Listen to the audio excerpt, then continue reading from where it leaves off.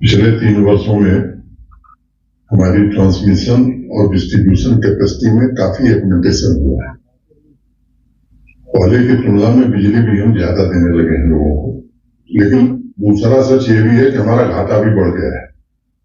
अभी जैसा उनको सेक्रेटरी पी दीदी आपको बता रहे थे कि 10 रुपए पर यूनिट बिजली खरीद के 1 रुपए 25 पैसे पर यूनिट बिजली देने की भी स्थिति है। एक तो पहले से ही भारी सब्सिडी हम लोग दे रहे हैं, उसमें भी बिलिंग जो होती है उसमें कितना पैसा आता है आप सब जानते हैं। आरडीएसएस के अंतर्गत बड़े पैमाने पहले चरण में ये कोशिश है कि श्रीनगर जम्मू, उसके बाद जम्मू कश्मीर के बड़े शहरों में स्मार्ट मीटर लगाया जाए। कई प्रकार की भ्रांतियां लोगों के बीच थी, कुछ जानबूझ करके बनाई गई थी, उसके भी इंतजाम पीडी डिपार्टमेंट ने किए हैं। किसी को भी अगर संदेह है कि हमारी बिलिंग ठीक नहीं है तो मीटर टेस्ट किया जा सकता है। रैंडमली भी हम लोग टेस्ट करा रहे हैं और जहां से शिकायत आ रही है उनके मीटर भी टेस्ट कराए जा रहे हैं। तो ये मैं आपको आश्वस्त करना चाहता हूं कि एक तो मीटर से जो बिल आएगी वो सही आएगी, इसमें आपका सहयोग बड़ा अपेक्षित है, क्योंकि ये स्थिति लंबे समय तक चलाना ये बड़ा मुश्किल काम होगा। दूसरी कोशिश ये होगी कि जिन फीडर्स को 100% स्मार्ट मीटर से जोड़ दिया गया है वहां न्यूनतम कटौती, मिनिमम कर्टेलमेंट हो, और एक स्थिति हम लोग ऐसी बनाना चाहते हैं कि जो 100% मीटर फीडर है, जहां से पैसा मिल रहा है, वहां 24 घंटे बिजली अगर लोग चाहते हैं तो 24 घंटे बिजली उपलब्ध कराई जा सके। इसी संदर्भ में 18 अक्टूबर को माननीय प्रधानमंत्री जी के नेतृत्व में जो भारत सरकार की कैबिनेट हुई, उसमें बड़ा महत्वपूर्ण फैसला हुआ है और मुख्य रूप से मैं वही आपको बताने के लिए आपको आज यहां आमंत्रित किया हूं। 13 गीगावाट रिन्यूएबल एनर्जी की एक नई परियोजना green energy corridor phase 2 inter state transmission system को भी मंजूरी 18 को प्रधानमंत्री जी के नेतृत्व में भारत सरकार की कैबिनेट ने दी है। मैं माननीय प्रधानमंत्री जी का हृदय से कृतज्ञ हूं। मुझे लगता है कि इस योजना का लाभ जो देश को मिलेगा उस पहलू पर मैं कम जाऊंगा। जम्मू कश्मीर को इसका क्या लाभ होगा, इस पर ज्यादा मैं ध्यान केंद्रित करूंगा। पिछले 2 वर्षों से हम लोग खुद भी इस परियोजना के लिए दिल्ली में पावर मिनिस्टर साहब के साथ भी बैठक हुई। हमारे प्रिंसिपल सेक्रेटरी पीडीडी अनवरत इसको लेकर के प्रयत्नशील थे और पावर डेफिसिट होने की वजह से मैं जानता हूं कि यहां एक दुर्व्यवस्था थी, जम्मू कश्मीर की आवाम को तकलीफें भी झेलनी पड़ती थी। अब इस परियोजना की पृष्ठभूमि और डिटेल थोड़ा मैं बता दूं, फिर मैं जम्मू कश्मीर पर आता हूं। आप सबको याद होगा कि स्वतंत्रता दिवस के संबोधन में 2020 में माननीय प्रधानमंत्री जी ने लद्दाख में 7.5 गीगावाट सोलर पार्क की स्थापना की घोषणा की थी। उसके बाद ministry of new and renewable energy ने फील्ड सर्वे करके लद्दाख में 12 gigawatt battery energy storage system के साथ 13 गीगावाट रिन्यूएबल कैपेसिटी स्थापित करने की योजना बनाई। ये परियोजना जब पूरी हो जाएगी तो मुझे लगता है कि जम्मू कश्मीर को विशेष लाभ होगा, देश के बाकी हिस्सों को तो लाभ होगा ही। इस परियोजना की कुल अनुमानित लागत 20,773.70 करोड़ है, जिसमें 40% लगभग 8,309.48 करोड़ रुपए भारत सरकार की केंद्रीय वित्तीय सहायता है। With the 40% grant support, the levelized transmission tariff will come down from 0.88 per unit to 0.55 per unit of power. अब ये हमारे लिए विन-विन सिचुएशन होगी। लद्दाख क्षेत्र के कॉम्प्लेक्स टेरेन और एडवर्स क्लाइमेटिक कंडीशन को ध्यान में रखते हुए परियोजना कैसे बनेगी इस पर भी काफी ध्यान दिया गया है। मैं उसके विवरण में नहीं जानना चाहता। आप जानते हैं कि वहां टेम्परेचर -45 डिग्री तक जाता है, एवलांच भी आते हैं। तो जो दुनिया की मॉडर्न टेक्नोलॉजी है, स्पेशल स्टील टावर का इस्तेमाल और इस तरह की तमाम व्यवस्थाएं उसमें की गई और अत्याधुनिक वोल्टेज सोर्स कन्वर्टर पर आधारित high voltage direct current HVDC system और extra high voltage alternative current यानी EHV सिस्टम भी उसमें लगाया जाएगा।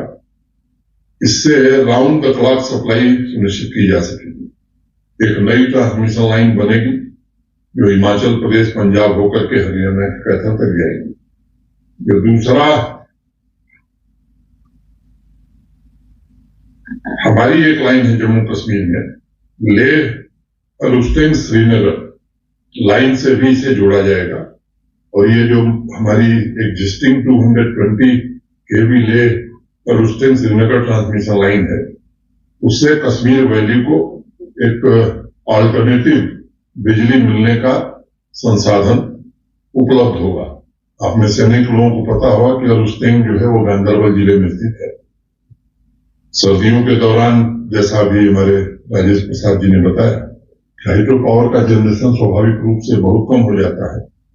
इसके ऑपरेशन होने के बाद हमारी निर्भरता हाइड्रो पावर पर बहुत कम हो जाएगी। भविष्य में हमारे पास ऑप्शन भी उपलब्ध होंगे। एक अलग से 400 kVA की ट्रांसमिशन लाइन डेडिकेटेड कश्मीर के लिए बने, इसको भी हम लोग बहुत दिन से परसू कर रहे हैं और ये भारत सरकार में विचाराधीन है। लेकिन ये जो 220 kV अलुस्टेन ग्रिड को 220 kV जैनकोट ग्रिड से पहले से ही जोड़ा जा चुका है और इसके अतिरिक्त ये 220 kV मीर बाजार ग्रिड को भी अलुस्टेन ग्रिड से जोड़ने का काम तेजी से चल रहा है और ये शीघ्र पूरा हो जाएगा। अब आपको बताया इन्होंने कि हमारी एनर्जी डेफिसिट की वजह से बाहर से अतिरिक्त बिजली काफी महंगे दाम पर खरीदी जा रही है। इस परियोजना के पूरा होने पर राउंड द क्लॉक बिजली की उपलब्धता हमें सुनिश्चित होगी। लद्दाख से कश्मीर तक रिन्यूएबल एनर्जी ट्रांसफर से जम्मू क्षेत्र में भी बिजली की स्थिति में बड़ा सुधार होगा, क्योंकि मौजूदा सेंट्रल सेक्टर ग्रिड अर्थात जम्मू में स्थित 400 kV किशनपुर जटवाल ग्रिड से कश्मीर घाटी में बिजली का जो हम ट्रांसफर करते हैं वो प्रोपोर्शनेटली कम हो जाएगा। इसलिए जम्मू रीजन को भी इसका काफी लाभ मिलेगा। एक सच्चाई ये भी है कि हमारी जो ज्योग्राफिकल पोजीशन है कश्मीर की, वो इंटर स्टेट ट्रांसमिशन सिस्टम के अंतिम छोर पर हम हैं और इसी सिस्टम के माध्यम से देश भर में चाहे वो न्यूक्लियर पावर हो, थर्मल पावर हो, बिजली पहुंचाई जाती है। और अंतिम छोर पर होने के कारण हमारे यहाँ लो वोल्टेज की समस्या ये बराबर बनी रहती है। लेकिन battery energy storage system supported जो नई परियोजना है, उसके कारण ये लो वोल्टेज से भी हमको पूरी तरह से निजात मिल जाएगा। दूसरा ये ग्रीन एनर्जी प्रोजेक्ट है, तो कार्बन फुटप्रिंट भी मैं समझता हूं कि पूरी तरह से कम होगा और एक फ्रेजाइल एनवायरनमेंट के प्रोटेक्शन में जम्मू कश्मीर के लोगों को भारी मदद मिलेगी। तो मुझे लगता है कि मोटे तौर पर जो इस प्रोजेक्ट के मुख्य बिंदु थे मैंने आपके समक्ष रखा है। कश्मीर वैली में ट्रांसमिशन सिस्टम में रिडंडेंसी भी क्रिएट होगी और डिजास्टर के दौरान बिजली सेक्टर में होने वाली परेशानी से भी हम सबको मुक्ति मिलेगी। जम्मू कश्मीर प्रशासन ने लद्दाख से कश्मीर वैली तक, मैंने पहले बताया कि एक नई 400 kV ट्रांसमिशन लाइन बिछाने का प्रस्ताव भारत सरकार को दिया है। 400 kV किशनपुर, वागुरा और सांबा जतवाल अमरगढ़ ट्रांसमिशन लाइनों के अलावा कश्मीर वैली के लिए 400 kV लेवल पर ऊर्जा का ये थर्ड सोर्स होगा और ये नई 400 kV लाइन कश्मीर वैली की भविष्य की जितनी जरूरतें, वो इंडस्ट्रियल हो या डोमेस्टिक हो, इससे सब हम पूरा कर पाएंगे। तो मुझे लगता है कि बिजली की स्थिति इस परियोजना से सबसे ज्यादा लाभ जम्मू कश्मीर को ही मिलने वाला है। विंटर प्रिपेयर्डनेस को लेकर के भी प्रशासन पूरी तरह से संवेदनशीलता के साथ काम कर रहा है। बिजली के बारे में विस्तार से बताया गया है। स्नो क्लियरेंस को लेकर के भी आज मैं कह सकता हूं कि पहले की तुलना में मॉडर्न इक्विपमेंट और मशीन हमारे पास बड़ी संख्या में आ गई। जो सड़क हमारी डैमेज होती थी, अब कटर लोहे के स्थान पर वो अब लोहे के कटर नहीं है, जो अभी नई मशीनें आई हैं, तो उसमें भी अच्छी स्थिति में है। राशन, पेट्रोल, डीजल, गैस, इन सबका पर्याप्त स्टॉक, दवा, इसकी कोई दिक्कत न हो, ये सारे इंतजाम कर लिए गए हैं। तो मैं सोचा कि आप लोगों को आज इस बात के बारे में थोड़ा ब्रीफ किया जाए, क्योंकि आप ही माध्यम है जिससे सामान्य आदमी तक हम बात पहुंचा पाएंगे। तो आज का विषय यही था। अगर इस विषय से संबंधित किसी के मन में कोई प्रश्न है तो जरूर पूछ सकता है।